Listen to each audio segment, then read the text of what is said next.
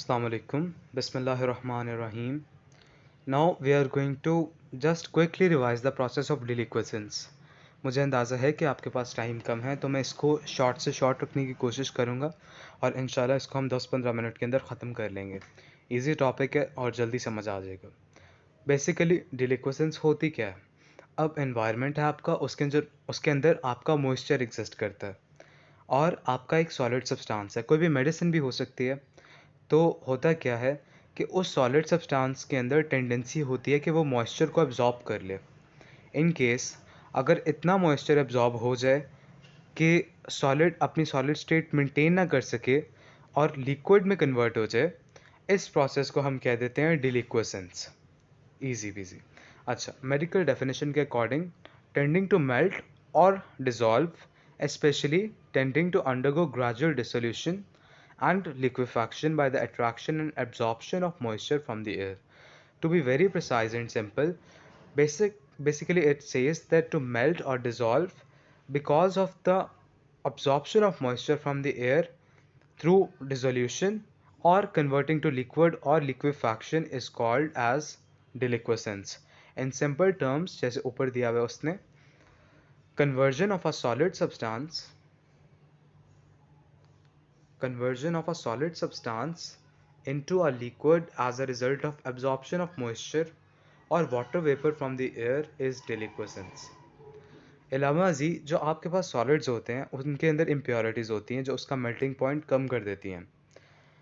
एक तो इम्प्योरिटीज़ होगी जो उसका मेल्टिंग पॉइंट कम कर रही हैं। इसके अलावा जो पानी है, जब वो पानी एब्जॉर्ब करेगा ना सॉलिड, अगर तो वो डिलिक्वेसेंट सॉलिड है तो क्या होगा कि जितना पानी वो एब्जॉर्ब करता जाएगा उतना उसका मेल्टिंग पॉइंट कम होता जाएगा बिलो रूम टेम्परेचर। ठीक है। अब उसका मेल्टिंग पॉइंट कम होता जा रहा है जिस वजह से जो सॉलिड है ना वो डिलिक्विफाई कर जाता है या डिलिक्विसेंस कर जाता है और कन्वर्ट हो जाता है आपके लिक्विड के अंदर। तो सॉरी, लिक्विफाई कर जाता है और डिलिक्विस कर जाता है किसके अंदर? एक लिक्विड के अंदर। अच्छा, और इसको अगर हम सिंपली डिफाइन करें तो एक ये फर्स्ट ऑर्डर फेज ट्रांसफॉर्मेशन है from solid to solution. Solid की किस में कन्वर्जन हो रही है? एक सोल्यूशन के अंदर जिसके अंदर मॉइस्चर है और आपका सॉलिड है, और ये एक स्पेसिफिक रिलेटिव ह्यूमिडिटी पे होती है जो कि स्पेसिफिक होती है हर क्रिस्टलाइन कंपाउंड के लिए। ठीक है। अब हर क्रिस्टलाइन कंपाउंड की एक स्पेसिफिक ह्यूमिडिटी होती है। अच्छा, फर्स्ट ऑर्डर फेज ट्रांसफॉर्मेशन क्यों कहा गया? कि जब भी वो अपनी स्पेसिफिक रिलेटिव ह्यूमिडिटी पे पहुंचेगा, एग्जैक्टली एट दैट पॉइंट उसकी फेज ट्रांसफॉर्मेशन शुरू होगी। ठीक है। अगर फर्स्ट फेज ना होता, सेकंड ऑर्डर फेज होता, फिर क्या होता? फिर उसकी ग्रेजुअल कन्वर्जन होती। ठीक है। उसका कोई स्पेसिफिक पॉइंट ना होता कि कन्वर्ट करने का। फॉर एग्जांपल, अब उसकी एक रिलेटिव ह्यूमिडिटी है, जब वो उसको रीच करेगा तो वो डायरेक्टली फ्रॉम सॉलिड टू किस में कन्वर्ट हो जाएगा? लिक्विड में। ठीक है। अगर ऐसा ना होता तो फिर वो ग्रेजुअली कन्वर्ट करता है एक सॉलिड से लिक्विड के अंदर। अच्छा, अब हम डिस्कस करते हैं डिलिक्वेसेंट मटेरियल्स को। इसके अंदर काफ़ी मटेरियल्स आ जाते हैं आपके पास, ऐसे मटेरियल्स जो कि मॉइस्चर को एब्जॉर्ब कर सकते हैं। इसके अंदर आपके डेजिकेंट्स भी आ जाते हैं जिनको हम स्पेशली इसीलिए डालते हैं कि वो मॉइस्चर को एब्जॉर्ब कर सकें। फॉर एग्जांपल, क्लोराइड्स में आपके पास कैल्शियम क्लोराइड, मैग्नीशियम क्लोराइड है। हाइड्रोक्साइड में आपके पास सोडियम पोटेशियम हाइड्रोक्साइड है। और बायोकार्बोनेट आपके पास पोटेशियम बाइकार्बोनेट है। इसके अलावा सॉल्ट्स के अंदर फेरिक अमोनियम सिट्रेट और सोडियम लेक्टेट अवेलेबल है आपके पास। ये आपके डिलिक्वेसेंट मटेरियल्स हैं। प्रोसेस, जो वाटर पेपर है ना वो एयर से कंडेंस होता है किसके ऊपर? सॉलिड की सरफेस के ऊपर। ठीक है। अब वो उसके ऊपर कंडेंस हो गया, अब क्या बनाएगा? एक बड़ा कॉन्सेंट्रेटेड सोल्यूशन बनाने का जिसका वेपर प्रेशर इन्वायरमेंट के वेपर प्रेशर से काफ़ी कम होगा। ठीक है। अब वेपर प्रेशर का डिफरेंस आ गया, अंदर का वेपर प्रेशर बाहर के वेपर प्रेशर से बहुत कम है। ठीक है। अब इससे क्या होगा कि बाहर के जो वाटर वेपर्स हैं ना वो उठ के अंदर आना शुरू हो जाएंगे और तब तक आते जाएंगे जब तक कि उसका वेपर प्रेशर, जो सॉलिड है उसका वेपर प्रेशर, सॉरी, अब सॉल्वेंट तो बन गया ना, तो सॉलिड का वेपर प्रेशर इन्वायरमेंट के वेपर प्रेशर के साथ मैच नहीं कर जाता। अनटिल देन जो आपका सॉलिड में पार्टिकल है या मटेरियल है ना वो आपके मॉइस्चर को एब्जॉर्ब करता जाएगा या वाटर वेपर्स को एब्जॉर्ब करता जाएगा। एग्जैक्ट जब वेपर प्रेशर मैच कर जाएंगे तब ये प्रोसेस रुक जाएगा। सो ये साइंस है इस प्रोसेस की। अच्छा, CRH, the deliquescent point is often termed as the critical relative humidity. Deliquescent point, वो पॉइंट जिसके ऊपर डिलिक्वेसेंस स्टार्ट होनी है, शुरू होनी है, ठीक है। बिलो दैट डिलिक्वेसेंस नहीं हो रही, above the critical relative humidity point आपके डिलिक्वेसेंस स्टार्ट हो जाती है। तो हम इसको सिंपली डिफाइन कैसे करेंगे? CRH of a salt is defined as the relative humidity of the surrounding atmosphere at which the material begins to absorb moisture from the atmosphere and below which it will not absorb atmospheric pressure. In simple words, ऐसी humidity environment की कि जिसके ऊपर आपके particle की डिलिक्वेशन start हो जाए, वो उस पार्टिकल की क्रिटिकल रिलेटिव ह्यूमिडिटी होती है। फॉर एग्जांपल, अगर इन्वायरमेंट की ह्यूमिडिटी 70 है और आपका जो सॉलिड पार्टिकल है उसकी डिलिक्वेशन स्टार्ट होती है 80 पे, तो अब 70 जो है वो उसकी क्रिटिकल रिलेटिव ह्यूमिडिटी नहीं है और अभी उसकी डिलिक्वेशंस नहीं होगी। लेकिन अगर एनवायरनमेंट की जो ह्यूमिडिटी है वो 80 पे आ जाती है, अब उसकी डिलिक्वेशंस शुरू हो जाएगी, ठीक है ना। एट 80 उसकी डिलिक्वेशंस शुरू हो जाएगी, वजह कि ये उसकी क्रिटिकल रिलेटिव ह्यूमिडिटी है, सिंपल। अच्छा, below CRH solid absorb minimal amounts of moisture at the surface. अच्छा, बिलो CRH ह्यूमिडिटी तो एग्जिस्ट करी है ना बाहर, चाहे CRH से काम है, तो जो आपका लिक्विड वगैरह है ना, वो सिंपली आके सॉलिड के सरफेस के ऊपर क्या हो जाएगा? एब्जॉर्ब हो जाएगा, ठीक है। एड्जॉर्ब कह सकते हैं या एब्जॉर्ब कह सकते हैं, मोस्ट प्रोबेबली इसको कहना चाहिए एड्जॉर्ब, यानी ऊपर आके लग जाएगा, ठीक है ना। अच्छा, अबव CRH क्या होता है? The solid starts dissolving in the condensate film. अच्छा, अब CRH से ऊपर जब आप जाते हो ना, फिर उसकी क्या होती है? सॉलिड की डिजॉल्विंग स्टार्ट हो जाती है। ओके, आपने 80 रीच कर लिया, फॉर एग्जांपल आपकी CRH क्या थी? 80। अब 80 पे रिलेटिव ह्यूमिडिटी आ गई आपके इन्वायरमेंट की। अब जो आपका सॉलिड है ना, वो डिलिक्वेसेंस शुरू कर देगा अपने आप की। तो जब डिलिक्वेसेंस शुरू होगी ना, तो एक कंडेंसेट फिल्म बन जाएगी जिसके ऊपर वाटर वेपर्स आके कंडेंस होंगे और आपका सॉलिड मेल्ट करना शुरू कर देगा। मतलब वो एक तरह सोल्यूशन बनाना शुरू कर देगा जिसके अंदर वो खुद चला जाएगा।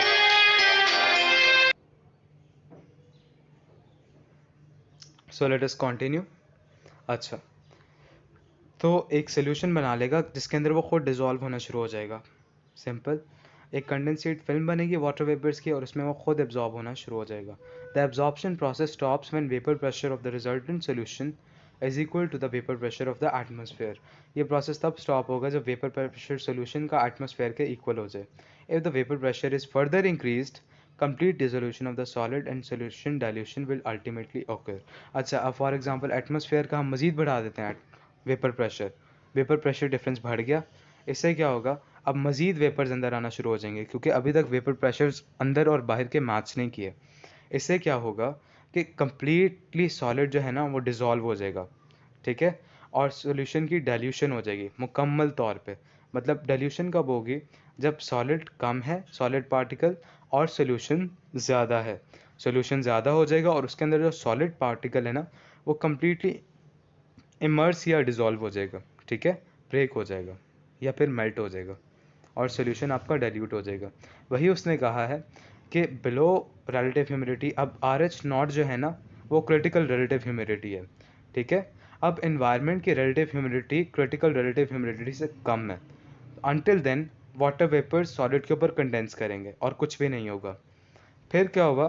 फिर जो इन्वायरमेंट की रिलेटिव ह्यूमिडिटी है ना, वो सॉलिड की क्रिटिकल रिलेटिव ह्यूमिडिटी के इक्वल होगी, यानी ऐसी ह्यूमिडिटी जिस पे सॉलिड की डिलिक्वेसेंस शुरू हो जाती है, वो उसके इक्वल होगी। और जब इक्वल होगी ना, फिर सॉलिड डिजॉल्व होना शुरू हो जाएगा। इस प्रोसेस को आप कहोगे डिलिक्वेसेंस। आहिस्ता आहिस्ता फिर क्या होगा कि सोल्यूशन बढ़ता जाएगा, सॉलिड कम होता जाएगा, वजह कि जो आपकी जो RH नॉट यानी क्रिटिकल रिलेटिव ह्यूमिडिटी है ना, अब बाहर की ह्यूमिडिटी उससे भी ज़्यादा हो जाएगी, ठीक है। अब मज़ीद आपका सोल्यूशन जो है ना वो सॉलिड को डिज़ोल्व करता जाएगा और सोल्यूशन किसका है? आपका वाटर वेपर्स का, जो कि कंडेंस हो चुके हैं, ओके। तो इस तरह कंप्लीट सॉलिड की डिलिक्वेसेंस हो जाएगी। ये 3 प्रोसेसेस हो गए। अच्छा, अब इसकी थोड़ी बहुत हम एक्सप्लेनेशन देख लेते हैं। In deliquescence, the final, more hydrated state must still exert a lower vapor pressure than that of the vapors in the surrounding atmospheres. अच्छा है क्या कि ठीक है, डिलिक्वेसेंस कंप्लीट होगी, लेकिन स्टिल अभी तक जो वेपर प्रेशर है ना आपके उसका लिक्विड का, जो आपने अब बन गया आपका सॉलिड को डिज़ोल्व करके, ठीक है, वो जो आपका एक तरह सोल्यूशन बन गया आफ्टर डिलिक्वेसेंस, उसका वेपर प्रेशर स्टिल इन्वायरमेंट के वेपर प्रेशर से कम होना चाहिए, वरना क्या होगा, if this is not so.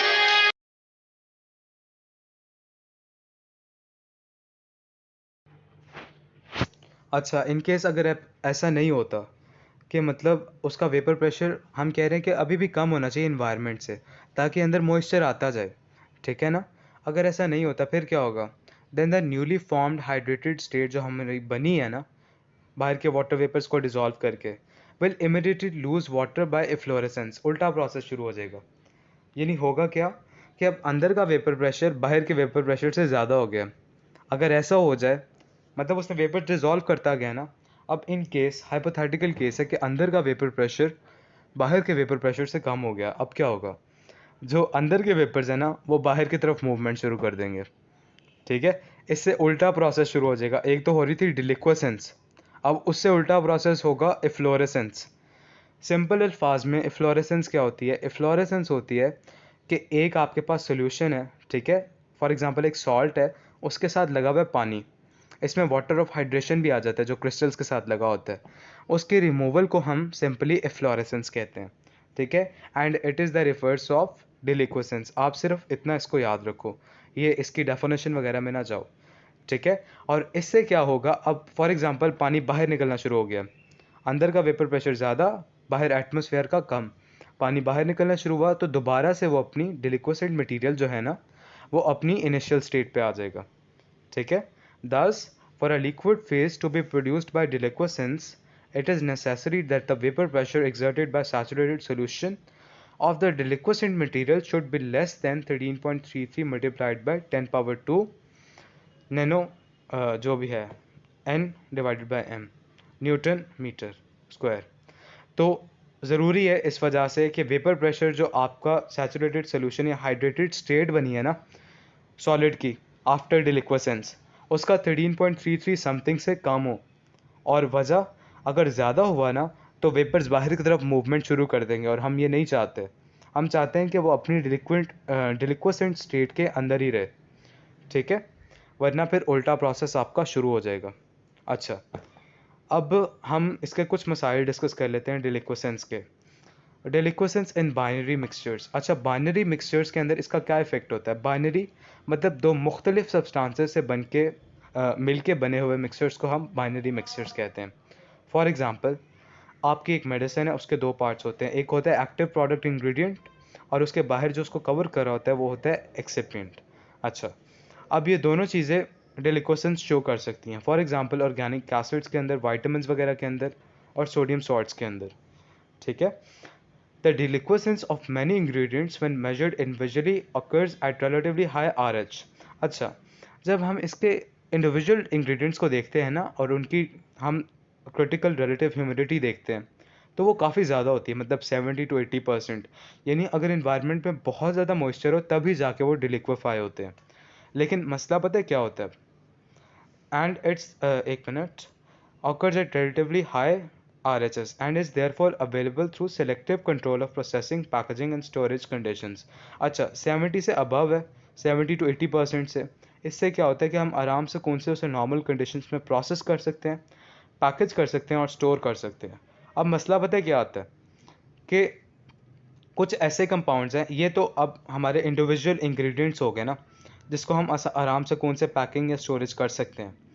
मसला पता है क्या होता है, अब कुछ ब्लेंड्स होते हैं, ठीक है, फॉर एग्जांपल दो मटेरियल्स थे आपके पास, अब दोनों की रिलेटिव ह्यूमिडिटी 70% और 80% थी रिस्पेक्टिवली, लेकिन जब हम इसे कंबाइन करते हैं ना तो आपके पास 60% 50% रह जाती है, और ये बहुत अनप्रडिक्टेबल होती है, इससे कम भी हो सकती है, ठीक है। आप इसको डिटर्मिन नहीं कर सकते कि अगर आप 60 और 70 वाले को आपस में मिलाओगे तो उसकी कंबाइंड क्रिटिकल रिलेटिव ह्यूमिडिटी कितनी होगी। अब इस वजह से मसला खड़ा हो जाता है। वो क्या कह रहे हैं, how ever in blends containing more than one component with deliquescent behavior, the RH will be lowered, leading to some level of dissolution at relatively low RH conditions। वही वाली बात है कि अब उसके CRH जो क्रिटिकल रिलेटिव ह्यूमिडिटी है वो बहुत कम हो गया है as compared to their individual ingredients. अब इस वजह से क्या होगा कि इन्वायरमेंट में थोड़ी सी ह्यूमिडिटी हुई 40 to 50%, आपका कंपाउंड डिलिक्वेसेंस शो करना शुरू कर देगा और इस वजह से मेडिसिन का इशू हो जाएगा। ठीक है, और आपकी मेडिसिन इवन डिसइंटीग्रेट भी हो सकती है। और क्या कह रहे हैं, the deliquescent point of the mixture is lower than any of the CRH of the individual deliquescent ingredients. वही वाला पॉइंट जो मैंने आपको बताया कि उनकी जो कंबाइंड CRH वैल्यू होगी ना वो इंडिविजुअल डिलिक्वेसेंट मटेरियल से काफ़ी कम होगी, जिस वजह से मसला क्रिएट होगा।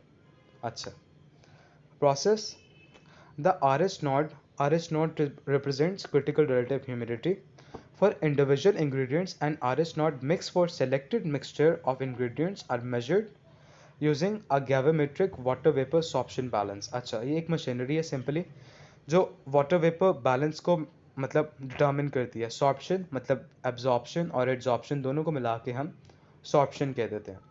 ठीक है, तो ये एक बैलेंस है जो कि इंडिविजुअल इंग्रेडिएंट्स और इसके अलावा जब वो मिक्सचर में एग्जिस्ट कर रहे होते हैं ना तो उसकी ह्यूमिडिटी रिलेटिव ह्यूमिडिटी को डिटर्मिन कर लेते हैं। ठीक है, to evaluate the thermodynamics of deliquescence, water activities of various saturated solutions were measured using a water activity meter।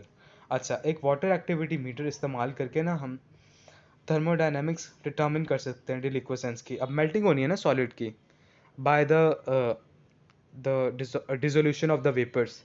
अब हम इसकी थर्मोडायनेमिक्स देख लेते हैं, यानी कितना हीट एक्सचेंज वगैरह होगा इस रिएक्शन में और किस टेम्परेचर पे ये आपका रिएक्शन वगैरह होगा, तो वो हम एक वाटर एक्टिविटी मीटर के थ्रू डिटर्मिन कर लेते हैं।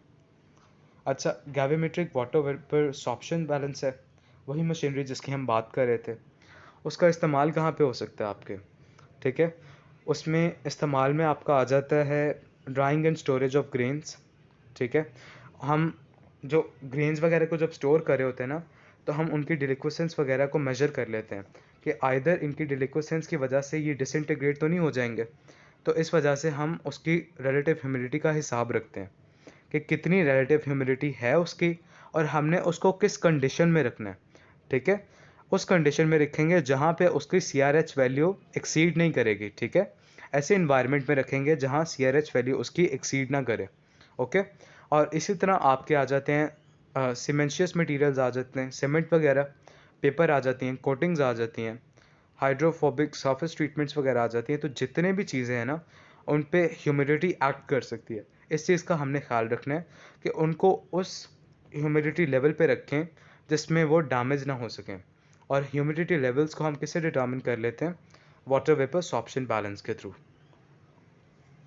अच्छा, इसके अलावा to determine the strength of the agglomerated cakes formed from the powdered mixtures exposed to RH cycling, a texture analyzer were used to quantify the force required to break such। Simple wording के अंदर जो अब हम ये RH cycling करवा रहे हैं ना उससे क्या होता है कि अब सॉलिड दोबारा सोल्यूशन में आया। ठीक है, और सोल्यूशन की वजह से ना उसके एग्लोमरेटेड से केक्स बन जाते हैं नीचे।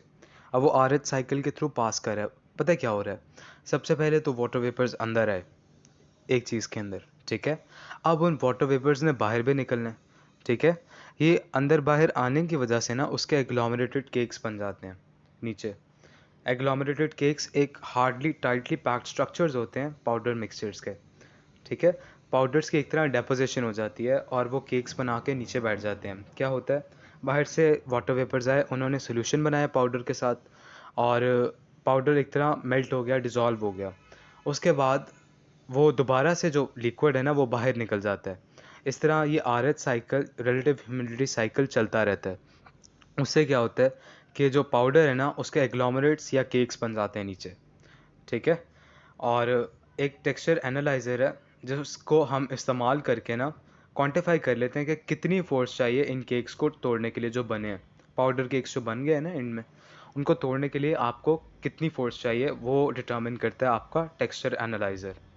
Okay, to determine the strength of the agglomerated cakes formed from the powder mixtures exposed to the RH cycling, a texture analyzer was used to quantify the force required to break such cakes. Simple. अच्छा, optical microscopy को हम इस्तेमाल करते हैं इसको visualise या देखने के लिए जो डिलिक्वेसेंस का फिनोमेना हो रहा है उसको हम देखते हैं थ्रू ऑप्टिकल माइक्रोस्कोपी. अच्छा, इसने कैल्शियम क्लोराइड की एग्जांपल दी है. इवन ये एफिशिएंट होता है absorbing water at 90% RH. It can absorb as much as 9 times its weight. यानी कैल्शियम क्लोराइड वो पाउडर है जो 90% रिलेटिव ह्यूमिडिटी तक एब्जॉर्ब करता रहता है और 9 टाइम्स अपने वेट से ज़्यादा जो वाटर है उसको एब्जॉर्ब कर सकता है. सो इतनी ज़्यादा इसकी कैपेसिटी होती है. इन एवरीडे लाइफ आप देख सकते हो कि बाज़ात कुछ कॉफ़ी बीन्स वगैरह अगर आप बाहर स्पिल कर दो तो वो कन्वर्ट हो जाते हैं किसके अंदर, एक स्टिकी लिक्विड के अंदर. वो जो ड्राई कॉफ़ी पाउडर होता है ना, ये बीन्स होते हैं, वो स्टिकी लिक्विड में कन्वर्ट हो जाते हैं. Why? Because they are expose to the air. वो वहाँ से पानी पकड़ेंगे और किस में कन्वर्ट हो जाएंगे, एक स्टिकी से लिक्विड के अंदर, बिकॉज ऑफ डिलिक्वेसेंस. डिसएडवांटेजेस क्या हैं? अब डिलिक्वेसेंस से क्या होता है, water is picked up by the sample, unacceptable changes हो जाती हैं आपके अपीयरेंस के अंदर, परफॉर्मेंस के अंदर, और इसके अलावा जो सब्सटेंसेस की अब केमिकल स्टेबिलिटी है ना वो इसके अंदर जो है ख़राब हो जाती है. तो वही बात कर रहे हैं कि पानी के आने की वजह से ना, डिलिक्वेसेंस होने की वजह से एक मेडिसिन की जो फिज़िकल और केमिकल प्रॉपर्टीज़ है ना उन पे इन्फ्लुएंस होता है और उसकी ओवरऑल स्टेबिलिटी जो है ना कम हो जाती है. अच्छा, फिज़िकल इम्प्लीकेशंस क्या हैं इसकी? फर्स्ट ऑफ ऑल कि उसकी डिक्रीज़ होगी डिसोल्यूशन में, यानी उसका जो अपना सॉल्वेंट है ना पाउडर्स का या मेडिसिन का, वो उसमें कम डिज़ोल्व होगा बनिस्बत उसके वो पानी में ज़्यादा डिज़ोल्व होना शुरू हो जाएगा. ठीक है. इसके अलावा जो प्रोडक्ट आपके पास बने ना, जब वो निकलेगा पानी से तो उसकी क्रिस्टलाइजेशन हो सकती है. और इसके अलावा अब RH साइकिल के थ्रू गो थ्रू कर रहा है अगर वो, यानी कभी डिलिक्वेसेंस हो रही है कभी फ्लोरेसेंस हो रही है, तो उसके पाउडर केकिंग हो सकती है, यानी उसके बॉटम पे केक्स बन सकते हैं. ठीक है. और इसके अलावा केमिकल रिएक्शंस भी हो सकते हैं जैसे हाइड्रोलिसिस या ऑक्सीडेशन वगैरह. किस वजह से? वाटर की एब्जॉर्प्शन या सॉर्प्शन की वजह से. Absorption plus adsorption is sorption. तो अगर सॉर्प्शन हो वाटर की तो उस वजह से हाइड्रोलिसिस हो सकता है और ऑक्सीडेशन हो सकता है, और ये दोनों काम कौन करा सकता है? पानी. In systems containing more than one deliquescent component, the RH will be lowered, leading to dissolution at unexpectedly low RH conditions. वही मैंने बताया कि दो रिलेटिव ह्यूमिडिटी डिफरेंट अगर दो सब्सटेंसेस के उनको मिक्स कर देंगे ना तो उनकी रिलेटिव ह्यूमिडिटी मज़ीद कम हो जाएगी और हम उसको जज भी नहीं कर पाएंगे कि किस हद तक कम हो गई है, और इस वजह से हमें काफ़ी प्रॉब्लम्स हो जाते हैं. वही बात है कि when excipients have relatively low CRH values are used, they can affect the chemical and physical stability of a dosage form. तो एक्सीपिएंट्स आप उस तरह के इस्तेमाल कर रहे हो जिनकी CRH वैल्यूज़ कम है और वो जल्दी से मॉइस्चर को एब्जॉर्ब कर लेते हैं. उस वजह से क्या होता है कि फिजिकल स्टेबिलिटी और केमिकल स्टेबिलिटी एक ड्रग की कॉम्प्रोमाइज़ हो जाती है. अलावा जी जो API है उसके अंदर भी ये मसला क्रिएट हो सकता है. ठीक है. अगर API भी लिक्विड वाटर को डिज़ोल्व कर लेना तो स्टेबिलिटी का सत्यानाश हो जाता है. मज़ीद, deliquescent lowering is independent of the ratio of the deliquescent components and therefore is for concern for any formulation containing two or more deliquescent compounds. जो मैंने आपको कॉन्सेप्ट बताया था कि दो डिफरेंट रिलेटिव ह्यूमिडिटीज़ वाले सॉल्वेंट्स को आप सॉलिड्स को आप इकट्ठे रखो, मिक्सचर बनाओ उनका, तो उनकी बहुत कम हो जाती है रिलेटिव ह्यूमिडिटी वगैरह, और हम उसको डिटर्मिन भी नहीं कर पाते कितनी कम हुई है. ठीक है. अब जो RH की रिलेटिव ह्यूमिडिटी की फ्लक्चुएशन हुई है ना इस वजह से, इसकी वजह सॉरी RH की जो अब फ्लक्चुएशन होगी, ओके, इसकी वजह से क्या होगा, साइकिल्स होंगे आपके डिलिक्वेसेंस के और एफ्लोरेसेंस के. वही जो मैंने आपको शुरू में बात बताई थी RH साइकिल की, कभी डिलिक्वेसेंस हो रही है और कभी एफ्लोरेसेंस हो रही है जिसकी वजह से पार्टिकल एग्लोमरेशन और केकिंग हो जाती है. अब प्रिवेंट कैसे करना? टाइट कंटेनर्स इस्तेमाल करें जिसके अंदर से मटेरियल निकल ही ना पाए. ठीक है. ना फ्लोरेसेंस हो और ना ही डिलिक्वेसेंस हो. इससे आप इसको इजीली शिप कर सकते हो, स्टोर कर सकते हो और डिस्ट्रीब्यूट कर सकते हो. ठीक है. इसके अलावा एक और फॉर्मुलेशन डाल दो, एक इनर्ट पाउडर इंग्रेडिएंट डाल दो जो पानी एब्जॉर्ब कर ले।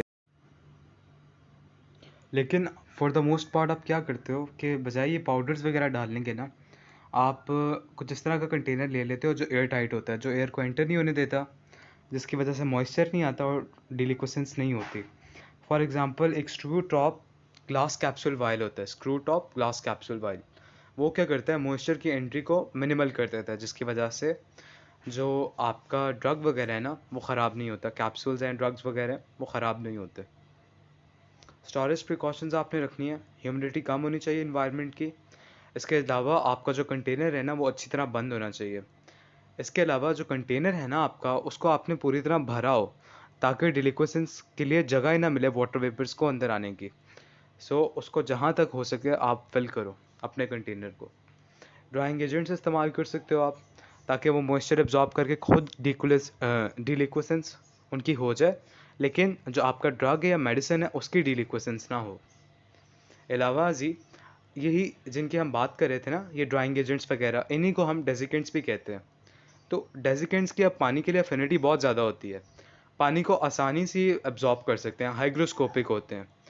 इन केस फॉर एग्जांपल आपके पास सल्फ्यूरिक एसिड या फॉस्फोरिक एसिड वगैरह हैं, ये क्या करते हैं, इस तरह जो आपका एक्टिव ड्रग है ना उसको मॉइस्चर से बचा लेते हैं, खुद सारा मॉइस्चर एब्जॉर्ब करके।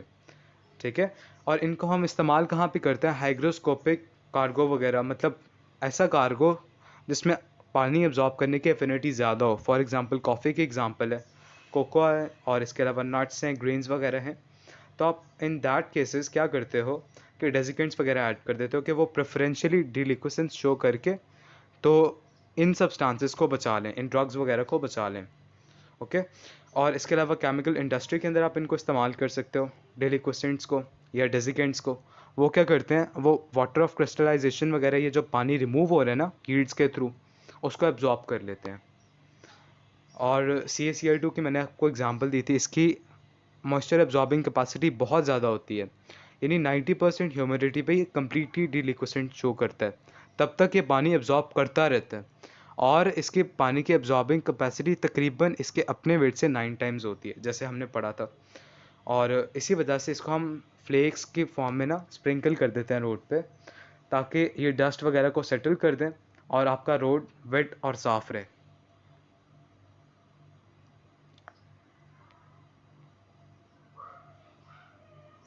और इसके अलावा केमिकल इंडस्ट्रीज़ वगैरह का पॉइंट है कि वहाँ पे यील्ड्स इंक्रीज़ करने के लिए इस्तेमाल होता है, ताकि पानी को निकाला जाए और केमिकल रिएक्शंस में आपकी यील्ड्स इंक्रीज़ हो सके। The property of deliquescence is utilised in the laboratory to dry substances. अब इसके अलावा इसका यूज़ आपका लेबॉर्ट्री के अंदर भी आ गया। ठीक है, और लेबॉर्ट्री के अंदर मोस्टली आप कैल्शियम क्लोराइड को इस्तेमाल करते हो। सो ये हमारा डिलिक्वेसेंस का प्रोसेस कंप्लीट हो गया।